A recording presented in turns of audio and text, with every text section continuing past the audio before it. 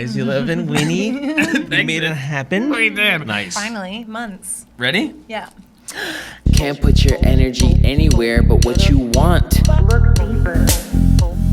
And what we want is authentic conversation. Look deeper. Feel more. Tune in. And welcome back to another episode of Disciplined Stoners. I'm your host, Ellevan. My name is Winnie, and we are the Gateway Drug to Mindfulness. And Yay! today, Our next guest is straight out of Montreal, sharing his unique stand-up style across Canada for the last 8 years. He's the creator of the touring comedy show Liberty Laughs, coming to your town soon. And you're about to find out what an awesome guy he is. Please welcome Himansu Patel!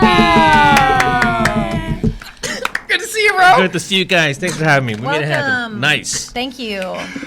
How are you? Doing good. I have all my beverages in front of me. I have water. Are you a beverage? We're beverage freaks. Like, we'll do 3 or 4 beverages at once. I know. Before I said hello, you gave me fucking kombucha here. I I forced it upon you. guava kombucha? Uh-huh. Yep. Are you a kombucha consumer? You know what? At the beginning, I would go to Whole Foods and pick up a bottle of Right. kombucha. I'm not a big fan of the taste, but I know there's like gut benefits and health benefits, That's all what I'm kinds, and after. white girls love it. We love it so much. But I'm definitely gonna partake in the guava kombucha. So thank you, Winnie. Thanks, 11. Cheers, brother. 7-Eleven. There you go. go. Cheers, guys. So, you have what I call, Very good. isn't that lovely? Fun, right? You have the most important gene going here, bro. No matter what city I visit or what scene I see do its thing. It's the self-starters, self-promoters, the givers, the creators, those up late, those there first and out last, the shittiest but the most rewarding along the journey positions that can be. You've built Liberty Laughs. You've been very kind to Winnie. Given spots, you have an awesome show in Liberty Village. Especially early on when I was like pretty bad. I've seen you all over the place, but like, I love in the element of creating and building something. It's unique. You have it at a unique spot. I admire what you're doing. Tell us and the people, how has it been a little bit building that journey? Because that's just fascinating to me. The psychology of why we don't give up as artists blows my fucking mind. And you are the fucking fiber of character that you can trace along inevitable success anywhere, but it's not always easy at all. Thank you, 11. You're man. welcome, Thank bro. You, man. First of all, why my hard? Because you Sorry. feel Let me my just- warmth, bro. No, I appreciate. I think I met Winnie during the pandemic at Puff Mama show. We met at one of her weed room shows. Yeah. It was, I think, 2021, and you're just so kind, and we hit it off right away, and I offered you a spot at my show. I didn't know how long you were doing it for, but I've been running that show. So Liberty Laughs was my kind of home base. I started the show as every Thursday as a booked show, free. Wasn't an open mic, but it was a booked show. It was also my first year into stand-up. I think it was like a year and a half into stand-up. I started in April of 2019. I started comedy in 2017, so I fired up my own little show just to create my own opportunity and work on material and bring people together, whatever. So I ran it every Thursday, booked, fucking drive from Mississauga and like set up the chairs and do the flyer and book everybody, and I love to bring things to life, so I did that for about a year and a half, and then we got shut down because of the pandemic, and then whatever, we took a halt for a couple of years, and then I fired it back up as a monthly Friday show, paid. So it's a quality show, and it's been great ever since we launched it back, and it's like my little home base, my little baby, and the first comedy show that I brought to Toronto every week and now every month, and that was just like the home show. The flagship show is what I call It's it now. so important. Liberty Laughs is the flagship Yes. show. It's so important. And then from that show, obviously, you work on your own stand-up, and you're also producing, and you're also meeting different comics like you guys, and you guys are wonderful people like you guys. And then it kind of delved into like a full-out production company, putting on shows across the country, tours and special shows, and corporate events and all that stuff. Why wouldn't you spread your wings? You get a tried and true thing. You know it works, and I love that about you're not afraid to do it small yourself first. Because every talent wants to sell out stadiums right away. And they're like, why isn't a manager knocking on my door asking me to headline all the shows that are good? But you fucking just said it. Setting up chairs, that elbow grease. What was the learning curve like taking it from a monthly local show and then starting to do, because you started A touring free last monthly year, show to a right? paid to a traveling. Yeah, I think I'm a big fan of branding. Like I love, a big brand guy. I come from an advertising marketing background. I've always been in sales. And fun fact, I don't know if you guys know this, but maybe your listeners really appreciate this, but I was a club promoter for about fucking 22 years of my life. Let's go. Yeah, so I ran parties and I was the club guy. I was like the douchebag Indian club promoter. I ran like weekly and residencies, and This is who was bringing all his parties. cousins to the core of the city. No, this is in Montreal, not in Brampton. But you know what I was saying. Yeah. I've been doing it since I was 14, guys. I was producing parties since I was 14. I rented a Polish church basement in Montreal, and I was charging $5 at the door. I photocopied flyers with my friends, and we had all high school friends. No alcohol, obviously, because we're underage, but some people brought in beers. We were 14, and I would carry rent speakers, carry them, hook it up. I only had 5 records, and I played the same 5 songs the whole night. And I was like a little, 14-year-old kid. I just love to bring shit together, right? And Wait, So you where does are that that come guy. from? You are that guy. That You type can't- of work ethic. 'cause you I was can't not fake putting that. shit together at 14. You can't fake that shit.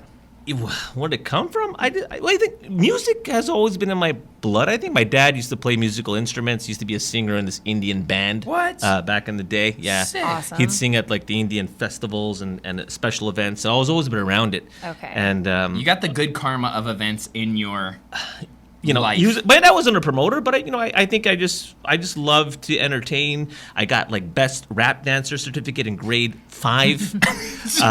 That's gonna Rap be. dancer? That's gonna be. I was a dancer. In your I used title. to. Okay, so what am I doing? So before the parties, I would write raps. Let's go. And I know you're a rapper, Ellevan. There's no way I can go head to head with you anymore. That's an old life.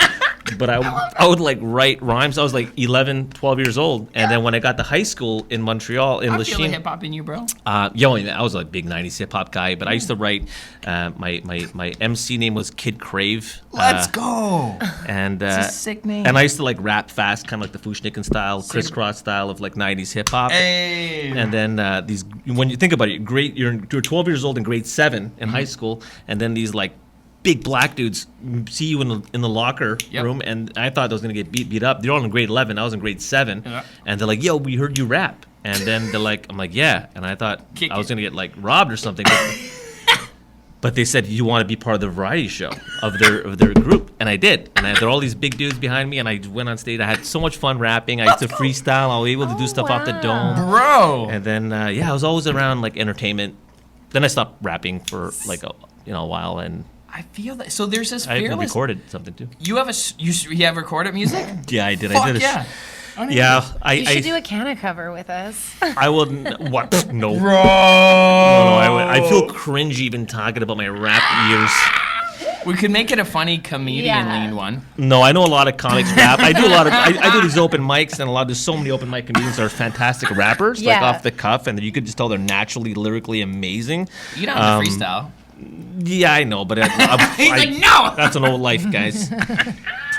We'll work on it. 12 years old. We'll break down that door. But yeah, I got not signed, but I got this guy manager in Montreal, and a family friend of mine, my old brother-in-law, actually, he kind of represented me for a summer, and he brought me to his friend's studio, Intensity Records. That was his call in Montreal, and Sick. I was 12, and I recorded a song called Strawberry Ice Cream. And Hey. it was kind of like Another Bad Creation meets Crisscross meets Apache Indian, maybe. And it was a song with Somewhere in the Vault somewhere. Maybe you guys will play it at my funeral. I hope But so. Gotta give me that I don't want to hear MP3, that. I don't want to hear that song. Add it to Cringe. the list. Add it to the list. When we throw Okay, an so event. you've always been creative. And you started early in events. Yeah. And I can feel the hip hop in you because you also have this fearlessness. Like, I love about comedian, you're like, Like Diddy. not rarenessness. Too soon. Did you hear the fucking audio of him pounding Meek Mill's anus? Oh, It no. was literally audio released. That's of actually my ringtone. you hear like Diddy like, and Meek's like, it was It's, anyway. I let's wanna not take even get it- into that. I That's too want to crazy. take it back to 2017 when Yeah. you started comedy Yeah. again, or you started comedy. So where were you at, like, in your career life? And was it like, I'm going to try this and see, or was it like, I need to do this with my life? I think it was a gradual process. A lot of comedians say, "Oh my God, I was 5 years old and I was watching, Richard Pryor or Eddie Murphy, and I knew I wanted to be a comedian." That wasn't me. I was always been the class clown. Even in my yearbook, guys, I don't want to date myself, but class of '97. That's when I was, class of '97. And in my yearbook, I got funniest in the school. So this was back. I was always do anything for a laugh. I got suspended many times, and I was always been a bit of the joker of the crew, saying the wrong things at wrong times. Sarcastic and just a pest. We would have been friends in school. But before 2017, guys, I like I said, I was promoting parties and DJing a lot of stuff, and I produced my first comedy show when I was 23. This is 2003. Okay, so me and my partners, we did all the clubs. We said, "Hey guys, let's do something different for our audience, and let's produce a comedy show." And we all know, like, you're an artist, Winnie's a comedian, myself, we're happy to perform for 10 people, right? Yep. So as a promoter, we're like, no, we need to sell 500 tickets. So we sold 500 tickets to our first comedy show. Wow. And then it was bonkers. Yeah, we sold it out. What do you remember that venue? Yeah, it was right next to the Just for Laughs office in Montreal on Saint Laurent Street, called The Studio. Wow. 2109 Saint Laurent Street. Wow. Yeah, that's my Rain Man brain. And, Definitely 21.9. and I used to do parties with a very famous comedian by the name of Sugar Sammy. You know Sugar Sammy? I don't. Google him. He's fantastic. He's one of my favorites. Is it a black guy? No, he's not. Is it a white guy? The wifey? Oh, okay. No, you guys go for it. I'll take a toke. I told you guys, I'll take a couple. I'll pass it. I'm a two-toke guy. I love that. And I used to smoke at night, not in the daytime. Beautiful. I get That's paranoid. great. Fair enough. I'll start thinking about a library book that I didn't return. But there's no more late fees. Is that? No Yeah, more there's no ladies. more late fees at the Toronto Library anymore. No, I'm talking about my Montreal library Then back in the day.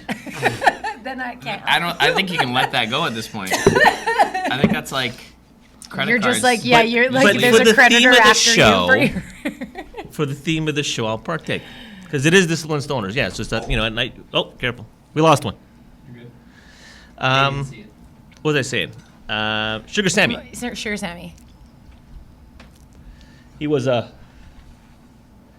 He is one of the most famous comedians coming out of Canada. He tours internationally, and he has a residency. He's also the judge on the France's equivalent of America's Got Talent. Like, that's how big he is. He's massive. wow. So we ran parties together back in the day in Montreal, and he when I did that show, shouts to all my partners in Montreal. Shout out those Montreal partners. Yeah, exactly. We did it Lime Time, guys. That was the name of the company. We did it. Lime Time? Yeah, exactly. Remember LimeWire? Yeah, that was. Yeah, you think you're only downloading an album, but it ends up being gay porn. Kazaa. But And then it wrecks your PC. Gay porn. personal computer. Okay, Viruses. making sure. But yeah, so Sammy was my partner, and then so that show that I sold out, he hit me up. He's like, "Hey, do you mind putting these people on the guest list?" And there were 4, and I said, "No problem, anything for you, buddy." And then I ended up putting these names on the guest list that night, and it ended up being 4 people from the office at Just for Laughs. Yeah, this is in Nice. 2003, like I said, right? So then they called me in their offices the week after. I was only 24 years old. And they said, "Hey, when you want to co-promote some of our ethnic-based shows?" So I did that, and I consulted with them for a bit. No and way. then I worked for the festival for 7 years. Holy shit. Only during the festival. You didn't know this, eh, Winnie? Yeah. No, So I didn't. I have. So before I started comedy, I was kind of edging comedy. Yeah. Edging. I've been edging comedy. And then You ever yeah, edge? I edge sometimes. dude, you absolutely should be edging, man. That's delayed gratification is where the best outcomes occur. Cheers to that. I don't get on board with. I don't know if female edging is the same as male edging, but I'm Edging not. is stroke until you're about to, and then stop, and then I'm not see if you stopping can that shit. extend your endurance. Well, I hope my kid doesn't see this. Ben, back to you. Wait, it's plus 18 on YouTube, so she Okay, can't. good. I don't think. Good. I gotta make sure. I'm gonna check her phone tonight and check her parental controls. Where was I? Yeah. Back to Sammy and the office of JFL. comedy So yeah, at- JFL. I worked there for 7 years. So what I did was I'm not in the office. They were only worked during the festival time. So it was I was like a venue coordinator. So it's kind of like the door guy, making sure the shows ran on time. I'd make sure, showrunner. and all like big headliners too. So the show was called Best of the Fest, and it was at one venue in Montreal called the Comedy Works. Now closed. RIP Comedy Works. But I ran that. So during the festival time, I just make sure that the show was running on time. I'd make sure the comedians got from one venue to the other venue and no problems. Arrange shuttle or make sure they're back to the hotel. Like making sure Colin Quinn did his set at my show and got to Metropolis for like 10:15, and I'd coordinate with the venue coordinators there. Holy. Big names like Russell Peters, Patrice O'Neill, rest in peace, Bill Burr, all the big names. And once again, I was always behind the scenes. I wasn't a comedian, so I wasn't. I was starstruck, but I was also very professional in the way the show ran. But didn't really understand the world. And even when I was doing that gig for 7 years, I'm like, man, this guy's doing the same fucking material every fucking show. That's the way that's routine, right? And I'm like, why is he doing the same material? But that's what a comedy routine is. And then it piqued a lot of interest in me. And I think from that gig, there was this like flame. Hey, flame, Smoke. all right, here you go. That's it. That's it for you. There's this spark in me that said, hey, you should try it. And then this is in I did it from 2007 to 2014. To 2014, I was in Toronto.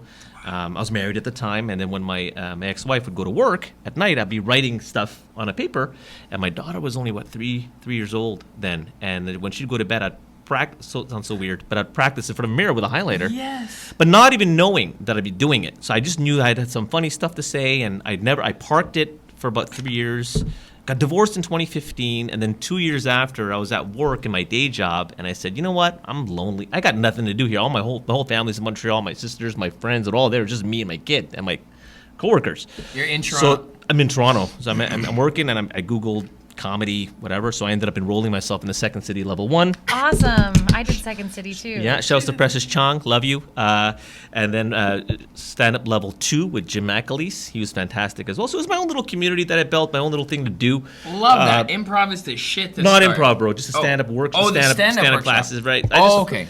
Just to get out of my comfort zone, Got it. meet different people. it. It's something to do after work. It's kind of cool, and I kind of started really falling in love with the art form and the process and whatever. So then you're in the river, and then since 2017, I was in the river. You're And in the then river, I'm just meaning you're trying to make it the scene. in the scene, The yeah. river, the scene. Yeah. So Oh. 7 years now. 8 years. It's 8 amazing. years? 7 years. Yeah. 7 2017. years. Yeah, 7 years. I said 8 in your intro. Well, you fucked up, Lee. Well, this is coming out next year, though. Yeah, well, it might. All No, good. it probably won't. If it comes out We'll next blame year, the- You want that. We'll blame the kombucha, not the weed. So Dude, that's amazing. you're in it now. Are you more focused on producing or performing? Dr. Jekyll, Mr. Hyde type Yeah. of vibes, guys. It's so hard. I wish I could not produce at all and just do spots every day and get better and stronger and perform everywhere and just do the jokes. We obviously love to perform. We love to write. I love to bring, like I said, things to life.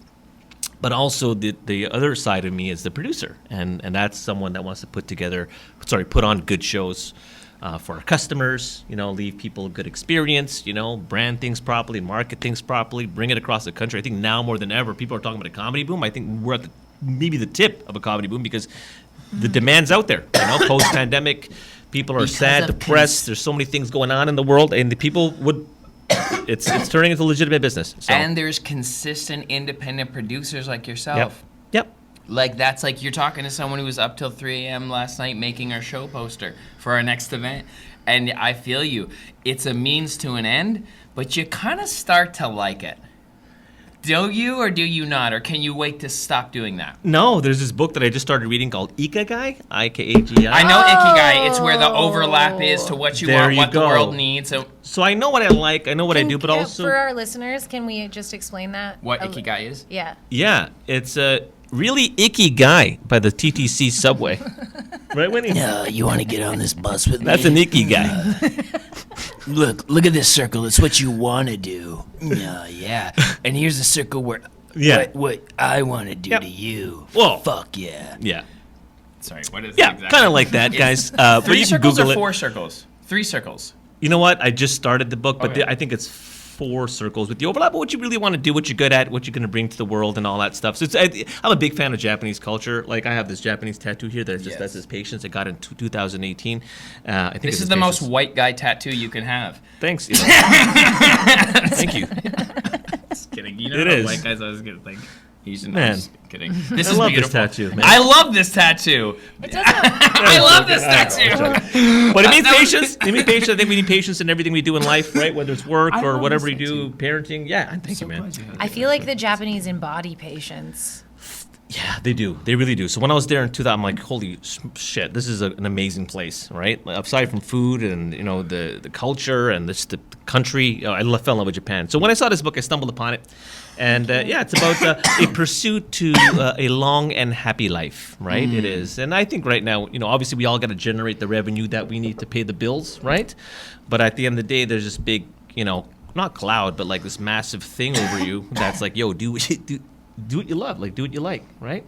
Yeah. Do you think that's a response from the pandemic and because I really started back up in 2022. Like I may have dabbled a little bit in 21, but I really. You know what's funny? I think we did meet in 2022. Yeah. I think we met in October of 2022. Yeah. So like when we were all locked up and like really not making any decisions at all, there was a lot of time to be like, oh, when we're allowed back out in the world that's functioning, what do you want to do? And I was like really called at that point to be like, oh, you want to go make people laugh? Like absolutely, that's what you want to do with your life. So like for me, the pandemic, I know it's almost cliche to say now, but it was like a really great opportunity for me to delve into what I actually wanted with life.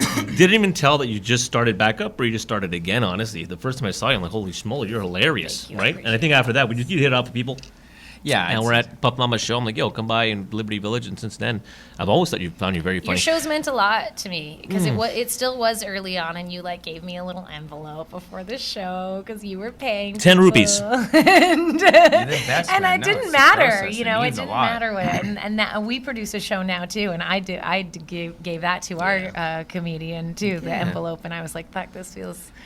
It's coming full Awesome. circle. You have Awesome. a classy vibe. And also, didn't you hook up the Newfoundland show? Oh yeah, For you guys, did yeah. for me. Yes. Which is You had a- incredible. You had Thank a good you. run. You're absolutely welcome. You had a good time? Yeah, that was love my Newfoundland. first time Is your headlining family out from of there? province. My family is. Quick, So that's I what I saw was a like. post. You were hooking. I'm like, fuck. Where the fuck are you guys? My cousin plays weekly at that bar. Oh, and the open mic? Oh wait. his Yes. show. It's on Wednesdays. Aaron's Pub. Yeah. Aaron's Oh, Pub. yeah. Shouts to Alan and Luke Lawrence, man. They're Yeah, great. yeah. They're You're great. We a- just came back from I love Newfoundland I feel so like much. Luke's killing it too. Oh, he's doing great. He has a movie coming out soon. Yeah. Yeah. So his I movie can coming out, see the Party Newfies Pirate. loving you, man. The Newfies are a good audience, man. They're good people. They They are. really won our hearts over. We went in August of last year, and the shows were great, sold out. But the people are fantastic and very receptive to our style of comedy. Whatever we're bringing, but we're happy. We're really fortunate for people to be so receptive to us. Then I came back in December, and I opened up a couple of shows for Abbas Wahab. Shouts to Abbas. Oh, nice. And I just did the last leg. We just got back on Monday, so we did a few cities. But yeah, Newfoundland's great. wow. You got to get out here. You got to get out of Toronto. It was so impressive You do. that you More like comedy. that you had touched that area of the country and that you were doing that, because I feel like we just had Brandon Sobel of Backroom on. Yep. And he said something unique that stuck with me, and he's like, a little bit why you got to leave Toronto in some ways is because you're not playing the game here. I feel like you are playing the game, but you're doing it in your own unique way where you're producing your own, and I very much resonate with that. And it's like, you got to go to other regions. Like when you look at these American success stories of, famous celebrities, because you got to go through the wormhole of America to become a celebrity at all on a global scale, it seems. They all did what you're doing regionally, but in America. Like, you do the circuits not just in your one city. And I think, like, a lot of folks do get trapped in that redundancy of the circular comfort of a city. But you're making these stretch and doing these runs. That's a big leap of faith, man. It is, especially not knowing anybody. Like, the first leg last year we did start touring last year. So me and James Cummins, shouts to James, Jam Easy, and Dave Luca. We started a little leg last year. We did 9 cities, 11 days we're gone for. We drove like 5,000 kilometers. Oh my God. And we're nuts. So badass. And the thing about gas is it's free. Like it's such a fucking risk. That's the thing, yeah. So I mean, money wasn't obviously you want to, as a producer, you want to generate a net profit, but I think for the journey and the experience, we're like, hey, let's hit the road and do some cities. So we did like Cornwall, Montreal, Ottawa, Halifax, Dartmouth, all those cities, Glace Bay. Sorry? Where you can do it, or what made you choose those? No. I think we've check online, right? See where the shows are happening in some cities. But some cities were random. We got them like we went to the most eastern tip of Canada. Yeah, in Newfoundland. No, in Nova Scotia. Oh, really? The most eastern tip. Google it. The most eastern tip of Canada is Glace Bay, Nova Scotia. So when you're planning this tour and this route, are you saying, okay, let's look at the cities in different areas and then choose what place we want to be and then just like call up bars? What are absolutely. You doing? Okay. Sometimes like, hey.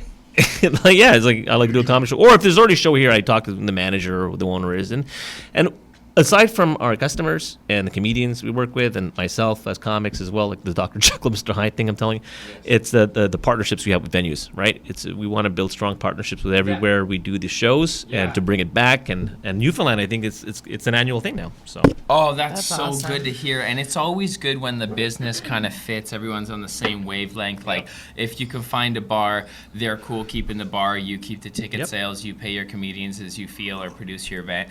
Can you share the insight on belief? I'm writing a book right now called Awareness versus Implementation. Nice. And the crux keeps coming back to inspiration. But I'd be very curious to hear your thoughts of how you take me when you talk about the evolution of our individual journeys. And I see musicians go through it. When he sees actors go through it. It's about that belief to even start talking to venues. For me, I onboard cannabis brands, to receive no's a lot. And why? What guides your faith? Why do you keep trying? Because sometimes it's like, I get nothing but resistance. Like for me, I just wake up to like, no, until there's a fucking yes. Yeah. And then I'm fucking paid and I'm the one at the fucking show and I look like a star and everyone thinks I'm the special one, where I was just the one crying for 9 days and you saw me on one day. Right. Yeah. So like, why the fuck? Why? I guess it's not for everybody, but I think this is also coming from the guy that would stand in the corner of St. Catherine and Crescent Street handing out flyers for my parties, guys. I was right. I did this. So you just kind of built like that. Well, yeah, you get rejected all the time. Some women, attractive women in Montreal have taken my flyer and like literally just shot in the garbage in front of me.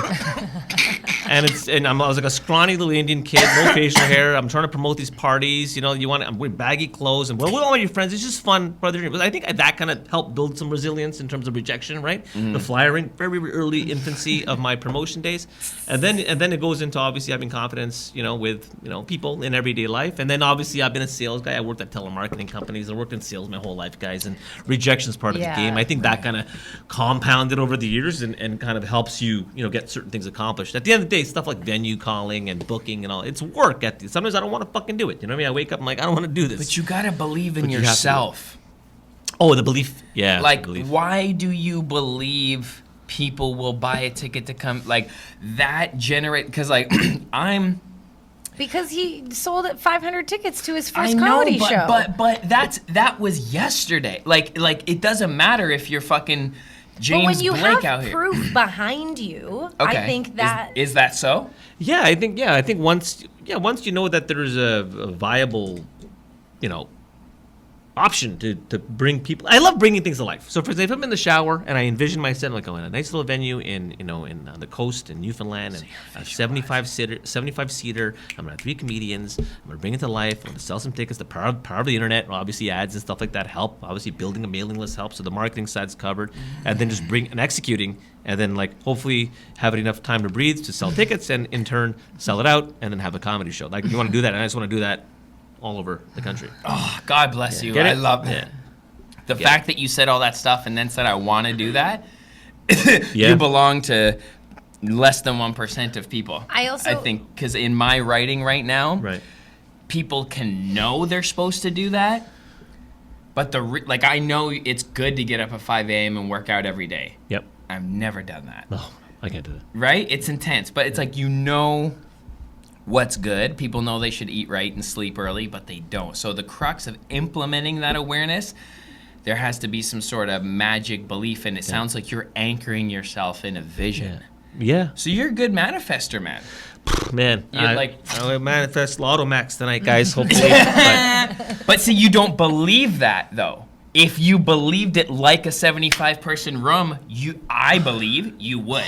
I believe in that energy. You know? And I'm reading another book too. Yeah, that's all about not like eliminating worry and just once you eliminate. Though I'm working on that. I'm not saying I have it solved, but I think like I said, I'm older than you guys. But the more older you get, the more you realize things about life. And I think that the biggest thing for me was obviously we all suffer from some touch of anxiety or depression or ADHD. And one of my comedian friends a few months ago said, I never got diagnosed as being ADHD, but he's like, Himansu, you're definitely ADHD because I'm all over the fucking place. And you're quick and you can be laser focused. I acknowledge it. Point being is, we're all suffering from some sort of thing. Hence, we channel it through comedy or parties or acting or whatever, music and rapping, expression. And I've realized that's the thing. And even back in the day when I was doing parties, I realized that, it was cool to do parties and DJ for people and being in the club environment. Not the healthiest environment, obviously, right, guys? But is acceptance, center of attention, impulsive stuff, right? It's just not a good thing to be in long term, and that kind of segued into stand-up. Totally. Brilliant. Wow. Because so many comedians get into a bunch of things, shit too. So, but I guess from club life to comedy, it's healthier. Like a step down. There's always been Ellevan. You know this. You're with a comedian / actress, funny person in general. So there's always an overlap. You two, there's also the overlap of you going into his world, which I see you all up in the videos. That's a ditty. All in the videos, all in the stage, all in the songs. Oh, Suge Knight that did that, right? Yeah. At the Soldier Awards. Yeah. Yeah, there's always been an overlap. BT Awards. There's always been overlap of music and comedy, and you've seen this time and time and again. There's always a comedian that either wants to be a musician or a musician that always wants to be a Jack comedian, Black. right? Or even play their single role in the other's atmosphere, like Eddie Griffin narrating Chronic 2001. Oh shit, I forgot about that. Yeah, her mama is the motherfucking biggest player in the motherfucker. Always. It's always. And remember Space Jam, Chris Rock? Chris Rock. It's where my basketball Jones at. Tell him, Barry. You got Dave Chappelle and that whole the Talib Kweli, Mos Def, Kanye West camp. Remember the block party? The block party. Woo! The Roots, and bro. I went to Dave Chappelle's private party. Well, it was a party for 200 people, invite only, in Montreal, pre-pandemic, 2019, July. Oh, good year. Free party, free. 2019 you guys would was appreciate a this. good You guys would year. appreciate this because Aurora Cannabis put it on. Oh no! And I have the flyer. That's it was when they were called still- Dave Chappelle Speakeasy. Guys, 200 people, maybe on the dot of 198. Very small party. Wow. Cardinal Official was DJing, and Dave Chappelle was just at the DJ booth. Guys, open bar, open weed. It was insane. That's what I'm talking about. It was the best party I've been to in my life. And when I mean by open bar, guys, it's not like Smirnoff. It's like you want to get a bottle of Dom Perignon. People are walking around bottles of Dom Perignon. It was the most insane life experience that I've had. Aurora was taking everybody's money they invested in the cannabis market and was just jerking into off parties. Yeah. I mean, but worth it though. I think that's worth it for the 200 people that I'm got glad that. that we got to meet someone who went there. Yeah. It was an experience and a half, and I think still to this day, I told you, nightlife for 22 years, that was the best party I've ever been to in my life. Shout out Cardi. Not because of the open bar and the weed and all. It was just the music, the vibe, the energy in there. Even like all this. And by the way, I know we were invited, but predominantly the people in the crowd were celebrities. So like Wanda Sykes, Neil Brennan, Dave Chappelle, everybody from JFL, That would all be the so producers, all the actors. stimulating. It was insane. And also, Gonna be unlimited weed. unlimited weed. it Dave was just- Chappelle's getting his 50 racks to be there. Cardi's getting Tiffany his. Haddish, like everybody was there Whoa. in Montreal, and I was like, "What the hell?" So super thankful to be able to experience that. So But the anyways, universe brought you to wonderful places like that. So those are symbols. Music. I take those as winks. 100%. And yeah, those type vibes, that's exactly the type of party I'm trying to get back to. Brands, holler at your boy. Because in our shows right now, we do all-inclusive weed.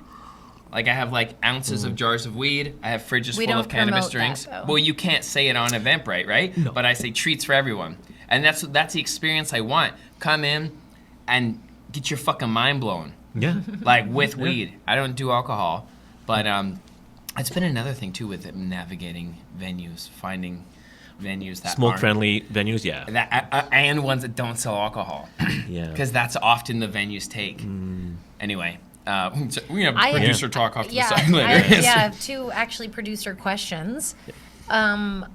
Do you expect the comedians that you bring to your shows to bring audience members I as think, a producer? you know, man, it's not mandated. I don't mandate it. I'll mention it for sure.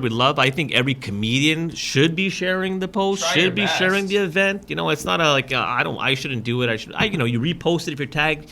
Do it. I think Yeah. it's a collective thing. I think even if you're bringing 2 people or 3 people Yeah. who could experience you on stage, could also experience a cavalcade of other comedians on the lineup, and also see the actual end product.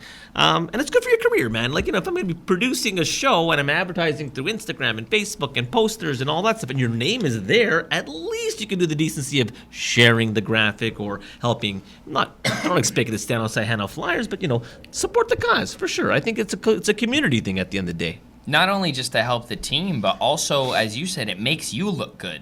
You're like, I'm a professional in this thing, getting booked on this project. Yeah. Has ever booked on a show, I always took it as a thing, like as a musician, I'm like, this event producer believes in me. Yeah. You know, like Yeah. that's like that. It should mean a lot to them. It should. I mean, look, there's also a producer that's consistently tagging every hour. You know, there's Well, that. that's Yeah. Right? So it's, you know, in moderation. If you want to do it, you do it. If you want to do it once, do it once. Yeah. But, you know, I think it's a collective. But yes, alliance for sure. You know, I'm doing the show with this person. I'm doing a show. It's nice to. Yeah, I you know, agree.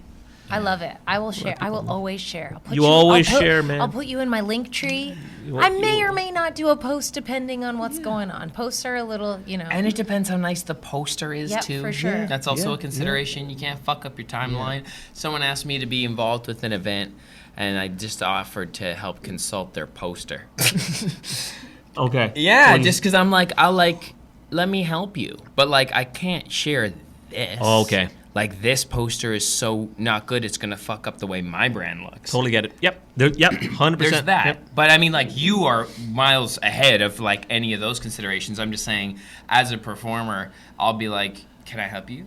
Yeah. You know? But, like, other than that, I always felt it was, like, fucking amazing. Yeah. Just psyched to be invited. Yep.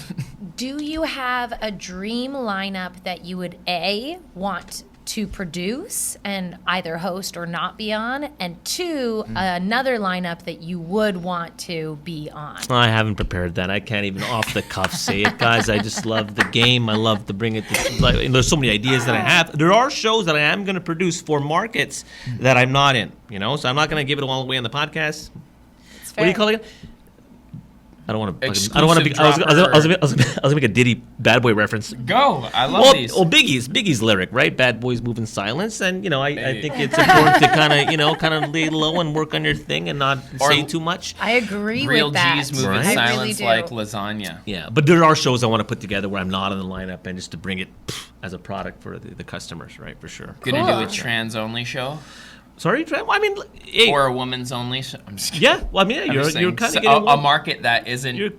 I know you. there's a lot of leaders in Toronto that are already doing that sort of Yeah. thing, and Liberty Laughs comedy is everything. Another thing, aside from being named, besides from being a monthly comedy show in a cafe in Liberty Village, the name took on a lot of different legs over the years. You know, it's having the freedom to laugh and having the freedom to joke about it, right? Within reason, obviously. But I'm not going to police anything. I'm not yucks in terms of uncensored. Like, obviously within reason, who I'm booking or who I'm going to have on the show. But at the end of the day, I just find post-pandemic it's a little too uptight. People are too vanilla. Thank people, you. know, and I'm Yeah. not going to be that comic that's gonna be like, oh my god, you can't say anything no more on stage. No, I'm not going from that angle. I'm just saying that I just think people need to kind of loosen up a bit and have fun and enjoy and embrace each other's differences and respect one another and love each other, but at the same time make fun of them because it's fucking hilarious. Yeah. Yes, and like even if it's like at risk, you should still say that wacky creative thing if it ultimately wasn't coming from like a hurtful, angry place. How do you No, intent. Exactly. intent? How do we go about creating more trust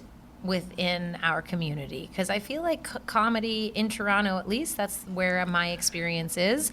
There's like Everyone's pretty respectful, actually. Overall, I think everyone's quite respectful of one another. But there's definitely like cliques within the community, and I guess that's just like who you find you mesh with. 100%. But I'd love some more like intersectional bonding and trust between us. Well, once again, why am I hard again? No, it's beautiful.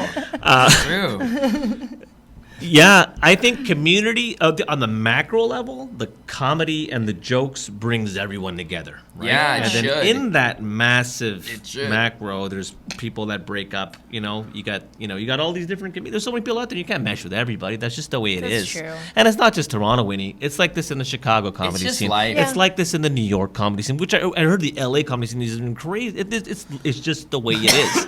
So not only are we want to bring the funny, but we're also all different inside our brains. You'll never universe. be on the same wavelength as somebody else, and hence you can't hang with them. You know what I mean? Yeah, hence yeah. it does in turn become cliquey. But as a guy in his mid-40s that's doing comedy, that's raising a child, I don't like to get involved in any of I don't have time for Me, that. me Yeah. either. But because all yeah. young people in the scene too, right? People in their early 20s, mid-20s that That's love what they talk about and let right them now. just do their Yeah. thing. But I think at That's the end of the cool. day, it's about you, and it's about what you bring and the shit you do, and just be good and don't hurt anybody in the process and have fun, man. That's Bro, it. exactly. You're like, I'm refined being who I'd like to be. And I think when a lot of people are looking for drama, they're still finding out who they are because you only know who you are when you come up against something, right? Yeah. So it's like, you can't judge it. It's just like, it's a different period of life, and it doesn't matter what age. It's like spiritual evolution almost. You're like, I'm locked in. I don't make people Yeah. laugh for a heart reason. More kombucha? Yeah, it's fucking great. Guava. Yes. GTS, we're looking for that sponsorship. You know what? But even the resilience and the thick skin that I've like kind of built over the years. Remember, I was also part of nightlife in my early 20s, right? So that cliquey stuff happened. The clubs, I got burned so many times in my 20s and early 30s, man. Like, Yeah. so I think it's just that helps. What do you mean build. burned? Oh, a deal's gone wrong, or Yeah. working with other promoters or DJs. We're also immature. We're also figuring out there's a lot of ego involved too. You're also a dude, and alcohol's involved as well. And It's a wild it's a wild ride. And coming out of it, you're like, everyone's human. Everybody wants to do something, and sometimes people are cool, or sometimes people are not. And once again, it comes down to frequency. If you're on the same frequency as someone, Yes. it's all good. Yes, Yeah. exactly. Follow the feeling. Mm-hmm. Do you listen to Abraham Hicks or anything? Do you listen to Alan Watts or anything? No, I don't. That's cool, man. You found such a beautiful perspective through natural means of Yeah. just living. Do you meditate? Yeah. Do you have any non-negotiables? Yeah, I meditate. I do There you meditate. I can't meditate for I'm doing like the 5 minutes, 7 minutes in the morning. Nice. As soon as I feel something coming on, I'll take 3 deep breaths to keep myself cool. process. Yeah, I try to do that in the morning. Yeah, that's a good. But the my best dad time, would do I it for think. like 40 minutes, 45. My dad was doing yoga for years and years and years. And Respect. this guy, man, like I'd be fucking DJing in like the basement. He'd be still, meditating and That's peace. and tuning me out. And I feel like such a dick for doing that back in the day. No, that's incredible. And he meditated. Yeah, he that's could- some mind Yoga. control, man. He could also not react to you because he's like, I love my son. Like He's in his own world, Yeah. and doggy style's playing in the background. Ain't no fun's playing in the background. But that's his He meditating. wasn't through it. even there. He was. Oh, he's He gonna- became Yeah, no big- thing. Not like he was in a different universe. Yo, but imagine when he came out of meditation, it was like, guess who's back in the motherfucking house? What a fat No, dick he'd be for like, you motherfucker." fucking bastard. Turn it off now. No, my dad. Rest in peace. Aw. Cheers. That's amazing. haven't So you had a seen- good example of meditation practice. I haven't seen your set in a while. Hmm. How's your set going? Do you like your comedy right now? How do you feel about your own comedy?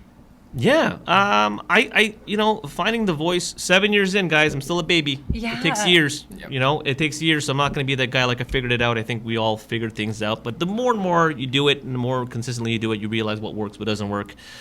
I think I'm different. I don't think I don't like to emulate anybody, but things do cross over because I watch so much comedy as well. And I'm I'm older, but just trying to find my own lane. I get, I know I get laughs. I know I'm able to deliver, but at the same time, you want to kind of keep it humble and grow. Talk to me when I'm 50. I'll let you guys know if I'm like solid and on point. But being on the road, guys, in Newfoundland, you could tell the crowds are very receptive. And plus, when you're on the road with two other comedians, we got used to doing longer sets. So getting out of the 7 minute, the 10 minutes, we're breezing through like 25s, 30s, Wow. Yes. right? And then when you Reps. kind of like, and when people leave the show and they're like, "Great show, guys," you know you did something, and you know there's some legs. So, yeah, I mean, I think I'm on the right trajectory. Do you watch yourself? Do you film and watch yourself? Oh my God, Winnie! Again, once again, He's hard. stop. Okay. All day. No, just joking. I know what you mean. The double-edged sword. Yeah, double-edged sword. Right there. Yeah. It's Where's the- that it's icky the- guy? it's the end. Where's that That's fucking the icky guy. again? Yeah, you have to record yourself, man. You have to Yeah. record and you have to watch your sets and do it. And obviously, I don't like to put everything out there, but yeah, I mean, I do a lot of sets. I like to clip things up and let people know I'm active. And sometimes reels do help get bookings. And Yeah. Totally. Your I don't- presence does. But yeah, it's important to once again, have the cringe kind of goes away at the beginning. I was watching my first set. Oh my God, you too, right? I mean, when you're watching your first set, I was gonna oh my God.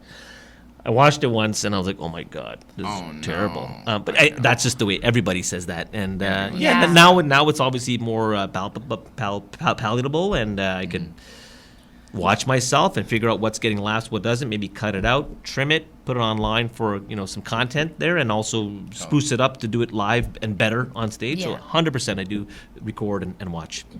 It feels good when you get to the point of knowing you're a sure thing. I feel like whenever I've been in a show and I know you're on, I'm like, safe bet. Like, people are going to laugh. Like, that is just such a sweet feeling when you're like, I don't know.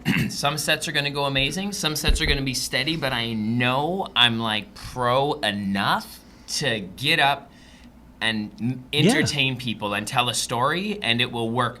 And then when you go and test different markets, you're like, that's a beautiful thing to unlock. Once you're there, you can play. What's that been like of that internal journey of unlocking those next levels? Because you must feel that. Like, that was a level before that and after That's that. a great way to frame it, Ellevan.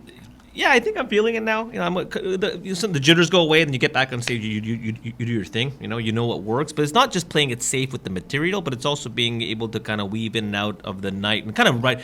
Yeah. You might have said this too, Winnie. Like, I think stand-up comedy is riding a surfboard. I've never surfed in my life, but you get on the surfboard, you're like, right, and then you get off. Sometimes you fall off. You get off, and then that was the ride. Right? The wave goes away.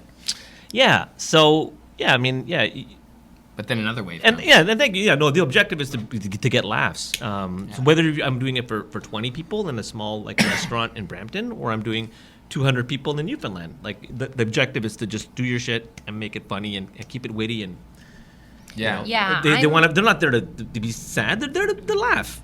Yeah. So you stick to the core intention. You know what's going on here now. Yeah, and just try to get into the zone and create that pocket. There's also times where you're not in the pocket and you're just that's just part of the game, right? But for the most part, you want to develop this little pocket and have fun. Have fun with it. You gotta It's find the elastic. flow. It's like Play-Doh. Yeah. I've bombed. Of course. A lot, obviously. Yeah. But I've bombed my worst time this year. I left the back room. Okay. It was my first time there, and I wasn't prepared, and I just felt like a fool. And it's fine, because we feel like that sometimes. But I rode my bike home so fast. I had so much Yeah. energy in my body. I was Yeah. we need to move this energy. Yeah. Out of so I've bombed my hardest so far this year, and I'm happy to have done it because I was like, that felt like a real good one, a real one that I can remember. There was an audience member who felt bad for me, and that just was I couldn't handle it. Crowd sympathy's the worst. Crowd sympathy was really tough. But kind, I guess it was a kind bomb. And it's because I'm right now, for the first time after 3 years, I'm actually trying to participate in the weaving in and out. Oh yeah. God, Yeah. it wrecks my whole set. I memorize. I'm an actor. yes. I write a set, I memorize that shit, I Yes. perform it like a one-woman show. Everything's supposed to go the way I Yeah. expect it to go, and that just like I really need to evolve out of that. So that's like been my work the last probably only 6 weeks, honestly. That's great. I'm 7 years figuring this shit out, and everyone says bombing's necessary. Yeah, for sure. Like I have one memorable one that I'll share. But it's part of the game, and I think that's the whole beauty of comedy. It's just like the unknown waters, the unknown territory. You have no idea what's in store. It's all a psychological game with yourself. Yeah, but when you first start, you're like, I got this in the bag. Yeah. I thought I did, and no. What's one of your bombing stories? Yeah, the one that gives me the heebie-jeebies to this day. It gives you a little I feel that. flutter right To in the this tongue. day, I did 2 shows in Montreal, in my hometown, pre-pandemic, and then Are these English? Yeah, they're English. Yeah. They're English. Yeah, they're English shows.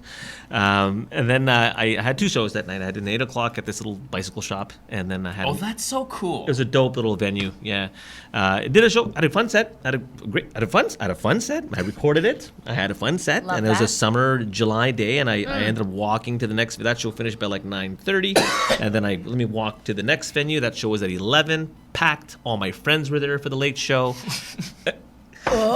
Yeah, and it was like, man, probably, but at least 100 people, or like maybe a little more. Saturday night, and here I am. I get on there, and I'm confident. Remember, I'm also riding high from the other show, Yep. and I get in there, and I just didn't connect. I got wasn't cocky. good. I wasn't on the wave, and I was like, nothing, bombing. And then I addressed it actually at the end. I'm like, I think I ended the set off with, well. Well, it is what it is. It is what it is. And Fuck. then got a couple of chuckles, but tepid laughter. No one's laughing. All my friends are there, and I just wanted to go back to my mom's and go to sleep in the fetal position. It was the worst. I even boarded the train the next day. I was on the VOA back, and I just couldn't stop thinking about it. Yeah. But that's part of the game. It was funny. Another thing too, like one of my. It's nice to hear actually that other people feel this way. Yeah, I appreciate it's your very honesty. cathartic. It doesn't feel good. It doesn't feel good. But that night, I come from nightlife, right? So my nightlife friends were. It makes in the it audience. worse that your friends were there. Bro. If you bomb in front of an audience, like, fine, fuck you guys. I'll Totally never fine. see you again. Totally. But friends are all like, my core friends were Well, there, oh. and then I think it was about to turn into an intervention. Like, dude, we should in this stop. nice shirt, You should stop this. you should. You have a kid.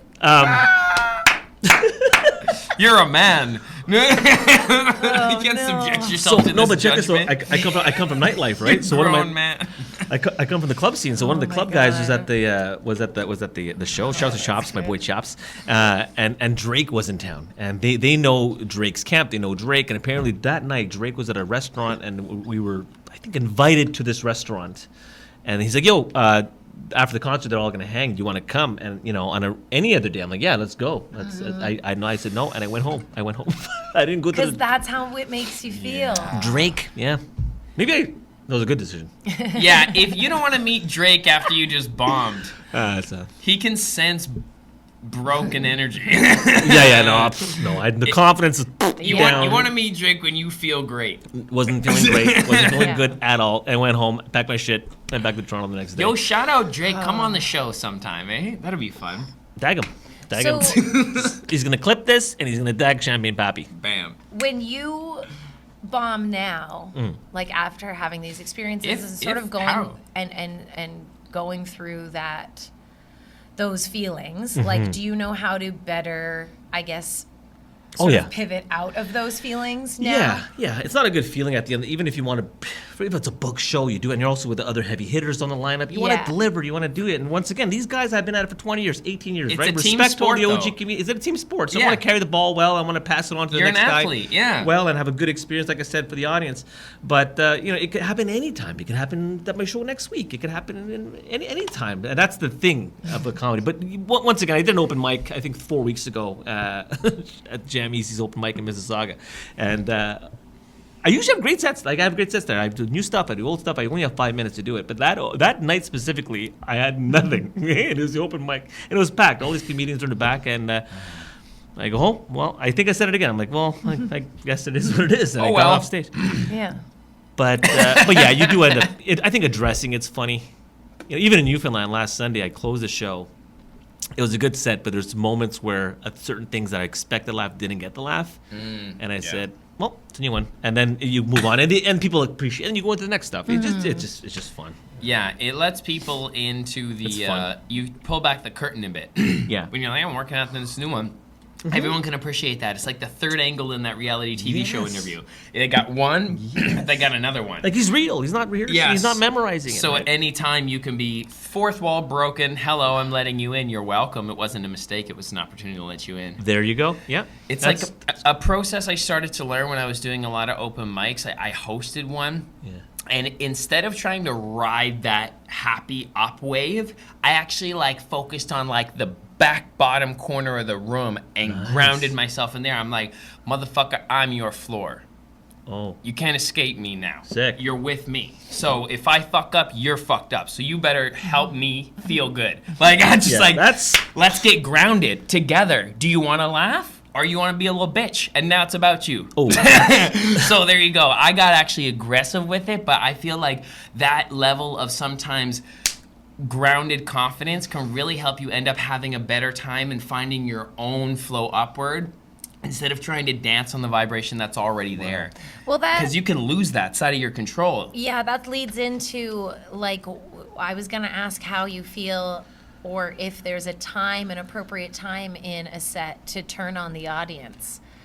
Because I like asking comics this, and I've seen one turn on the audience, and it works so well, and then but they get back on board. Gotta make it fun. When the nosedive where you continue to rely on the turn around seems to not work. Well, I don't know, but maybe some of this might be an unpopular opinion, but I'm not a big fan of berating the audience. Okay, it's your job. It's your job to do it, and I think I hate it when people say something on stage and they blame the audience. Well, that was funny in the last show, or that you could do that off the cuff, but if you make them feel bad that didn't laugh, you can just skip that over and just keep it going, keep it moving, right? Because they don't know what's next. And sometimes, the audience doesn't know your act or your set. So if you go into your next thing, they might even think you're bombing, right? They might even think that you did bad. But it's so subjective too. Yeah. Subjective, and you're not going to win them all, And this person could love it and just be really high and not laugh. And this person over here is scrunching their face up, but we pay more attention to the person over here scrunching their face up. That's why I feel like just saying jokes is so subjective. It's like literally if everyone is on your side, some people are just going to not like Oreos. Some people like Oreos, some people don't like Oreos. You're serving. Yeah, but garnering that belief. Like I feel like I believe in you. When you're hosting a show at Liberty Laughs, I'm buying in. It's like I'm with you. I'm with you. I'm hanging out with you. Yep. It's less about are these the best written jokes I've ever heard in my life? Like myself even as a songwriter. It's like I think I write good songs, but it's like I know there are better songwriters, but I know if I throw a concert, you're gonna want to groove, and I want to groove the it. vibe, I feel like you got it should all come down to the frequency once again and the vibe, Mm. right? So yes, we want to deliver jokes. Yes, I want my jokes to land. Yes, I want to construct it. That's the technical part. Yeah. Comedy. But at the end of the day, it's the experience, and I want everyone to have a good time. And I think that's where it comes from parties. Again, That's the it. parties, the clubs, the DJing, the comedy. I want everyone to have a good time and then leave happy. And they feel It's going to connected. be called Having a Good Time. Having a good time. With Himansu. No, but there's something so sacred, magical, and classic in our human DNA that knows the magic in connecting as a community. When we get in a room together and we're brought together by like someone telling a clever story or challenging our beliefs by saying something, that's what I was saying.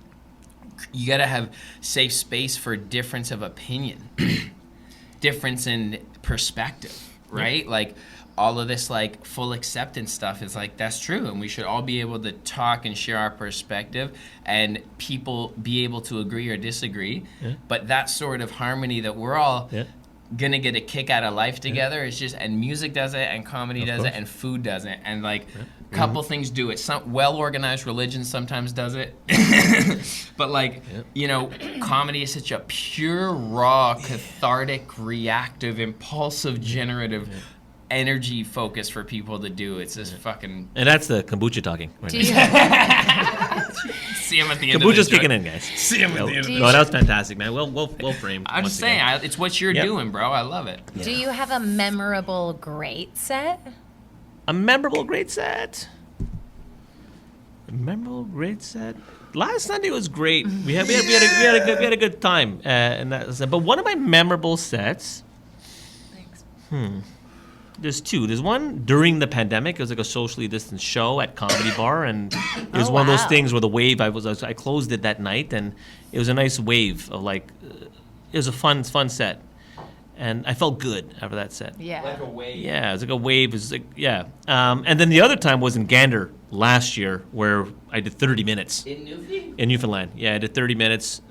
Labor Day Sunday in Gander. It was packed, Wow. and then everybody was just like on board, and I was having fun, and I was doing material and crowd work, and I felt really good. I think the Gander set's my good set so far. Yeah, Newfies! love Newfies. Yeah, They love you, man. That's a good market for you. yeah, they're great. Fuck. This has been awesome. Yeah. What's next? What's next? What's coming up? Grow as a comedian, continue to do the thing. You know, yesterday it's funny. I was in like promo mode all day. I was like, I got a couple of shows on the go right now with Tyler Morrison. He's cool. going. He's going to East Coast. Tyler Morrison roasts Canada. He's doing some shows out in East Coast next month. Not along. I'm also doing some stuff with Jared Nathan. Yes. Over, St. Catharines and Halifax. So busy on the promo side of things. But then yesterday I stopped the promo side. I go, you know what? I'm gonna reach out to bookers, you know. So I switched gears.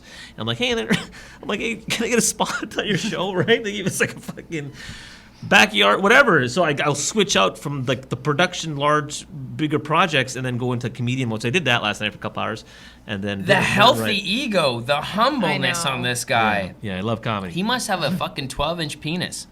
Well, Get him on your shows. That's amazing. Yeah. Yeah. Book Reach this out guy. to him. So how do you like you really enjoy the process of getting those reps in, of working on it? yeah. That's awesome. Well, sometimes I'm lazy. Sometimes I'll make dinner and I'll watch TV and I'll go to sleep. That's right? good, too. Yeah, but Oh, yeah. no. A majority of my brain is like comedy focused. Yes. That's wicked. And Also, this production man focused. brought us dinner today. Can you Yo, tell? I I like the know cook. the Thai food is amazing. This is Bless an you, Uber bro. Eats Thank interview, you. guys. You like to cook? I love cooking. Yeah, cooking's my. That's another thing of Ikigai. It's about so once again, not just purpose and passion. I'm not gonna be a full-time chef, but it's focus. It's like when I want to make something, you know, I'll put music on in the background and I'll start making food. I realize that I'm like honed in, I'm zeroed in, I'm not distracted by phone or whatever. I'll Yes. just happy and like yesterday I told you a friend of mine was supposed to come over, so I was making food and I'll yield a lot of leftovers and I think you guys would enjoy it. We're the happy beneficiaries of So your. grateful for that. I love that. I resonate on that frequency as well. Just getting in the zone with food, putting on some vibes. and I've seen letting you it cook some flow. pretty crazy stuff too, man. I've seen the stories. Yeah. Dude, we should whip up sometime. That'd be maybe not that. Maybe different choice of words there, Ellevan. I have this You're hard vision. one more time. No. I have this vision of doing like a cooking show and having guests on that can also cook. That'd be sick. You know what? Right? That could be maybe an extension, Like- a special holiday episode of Discipline Stoners. Yeah, that's what I'm thinking. It could be I love you, that. me, Right? and Norm. Oh, Can we Norm's use your Norm's like kitchen? he's a professional cook, though. I know. Yeah. No, I'm not. I'm not a professional cook. Like, It I seemed love, like that was I love fucking to cook. delicious, Thank bro. you. I cook everything. I love to cook. That's I cook nice. 2-3 times a week, and then one day we'll do takeout. A couple of nights takeout, or if you're out doing a show, have a quick shawarma, whatever, and then Dude. leftovers, and then The shawarma game in Toronto, yeah, delish. it is Alibaba's. delicious. Yeah, I know, but it's Liberty how much shawarmas shawarma. are you gonna eat, man? Come on. They're a I'm good from Montreal, food. guys. The food in Montreal is fantastic. Can you believe we've never been to Montreal? Oh my, you guys would love Montreal. Well, I'm trying to book I a show there. I'm know. trying to do Dude. something, make a show trip out of Oh, do it, Winnie. Yeah, I let know me know. it. That's my hometown. Let me know. Okay, Yeah. great. Let me know. it. Be awesome. Yeah. That's great. Culinary scene's great. You guys will. I can't believe it. I haven't had I know, a it's poutine. I haven't had a real Never. poutine. Oh yeah, yeah. You know what I mean? Yeah. When Like, we get there, we're gonna be It's like, just "I can't the believe food we scene's haven't done this." fantastic. I've been in Toronto, Mississauga for 10 years, and I know there's some really good spots in Toronto. I don't want any food, critics hating on me, but it's not like home. Home like Montreal's the food scene's so good. The energy of the city, even Montreal in the summer. If you guys are going to go in the summer, obviously the festivals are happening and downtown's fantastic. Beautiful. Winters are all right, but it's nice to be there. Experience both winter and summer. Just going It all seems seasons. romantic in the winter. I outgrew it. Like when I moved to Toronto, I was so happy moving here because I outgrew Montreal. I was born and raised. I felt like I'm not a big fish, small pond, but I just didn't. I'm like, you know what? It's all beautiful and stuff, but they have a lot of issues. The province has a lot of issues, in terms of language laws, policing. Putting money into programs that they shouldn't be, and focus on the larger picture like infrastructure and Right. education and healthcare. Oh my God, it's a nightmare there. But once again, like the bare bones of it, the joie de vivre, the friends, the Joie de home vivre. base is there. But long term, I don't think I could live there. That's the term I'm always trying to remember when I talk about life force. Joie de vivre. Yeah. Yeah. That's the beautiful way to put that. Yeah. And it's like, Yeah. it's not... They know how to live. Montreal, Yeah. it's not boring at all. That has character. Anyways, the it's point is, European like that. the point is, I outgrew it, but now the more and more that I've been going back, I'm falling back in love with it. Oh. Yeah, so I'm like, the I have a new architecture. architecture, the scene. Once again, food, people. It's not as go as here.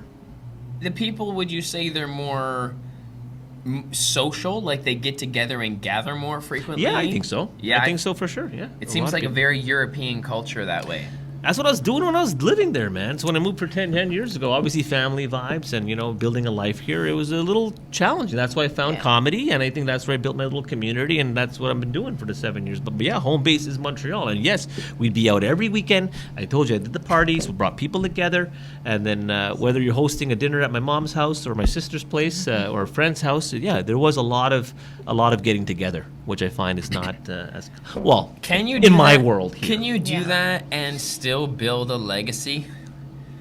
What do you mean? Like when folks try to prioritize that much friend and family time, how do you then produce an event with Jared and Winnipeg or whatever, and then switch the gears and ask for open mic spots, and then do your job, and then do this, and do that? Where does the joie de vivre stop? How What you know are I you mean? willing to sacrifice? Basically. A lot of this came to fruition here in Toronto. So I think Toronto kind of lit the fire under the, I do have, it's a lot. Like I also have a 9 to 5, 9 to 5 in the You production. do? Yeah, I do. Jeez. So, yeah, but it was a lot. You're a parent? And parent of a 13-year-old, she just made out of Ria. And, it's when I think it was. Never mind about all that But edging remember, stuff. even when I was living there was all the things going on every weekend. There were dinners every weekend, but I still managed to do the parties.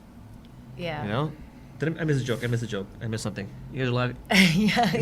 What happened? Shouted out your daughter. I said, never mind about all that edging stuff. Sorry. That's just a callback. But I still was listening to what you were saying. Oh my God. Yeah. So couldn't help you just myself. made the time. You made the time, yeah. Sometimes I'd go to Christmas parties. Oh man, it sucks. Like I think for 15 years straight, I was never with my family on New Year's Eve. Never. And was that something that you guys would celebrate before that together? No, people having house parties, right? People are having their different things. They'd either do the house parties, ring in the New Year, and then come to my party after. But I'm setting up, and we're setting up the DJ booth, and I'm also half the time on New Year's Eve I'm in line because the lineups were so crazy. Yeah, girls would get frostbite on their toes. It was insane. But once again, like the holiday season. But also, I'd go do Christmas dinner, and then I'm like, all right, and then I'd leave at 11 p.m. from the party, where some people the party starts at 11 p.m. at a dinner party, right? Or you want to just crash on the couch and watch TV. We would leave to go put flyers on cars in front of the nightclubs because everybody would be out that holiday week to promote our upcoming party. So we did a lot of balance. Saw a kid obviously back then, but still same thing. Worked and did parties and had a personal life. You seen firsthand that flyer or hand-to-hand visible mechanical marketing like flyering has a return? I 100,000% believe there's a return on that. I agree it's too. been Postering causes interest. I think it's. I'm not going to give away the secrets to my competitors. No, but I feel you. Should do a Patreon, You have guys. to go all the way. Yeah. If you want to see the rest of this conversation, No. upgrade to exclusive now.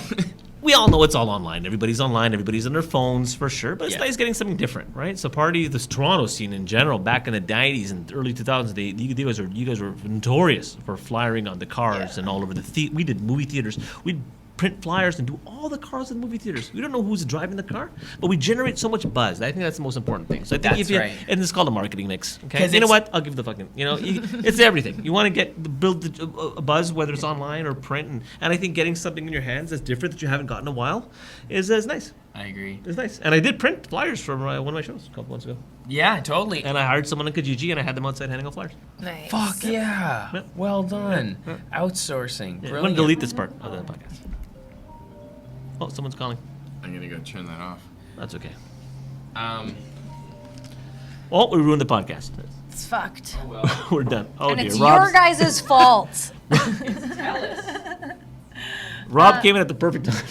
They want to offer you an iPhone 16 if you upgrade for 2 years, probably. should I?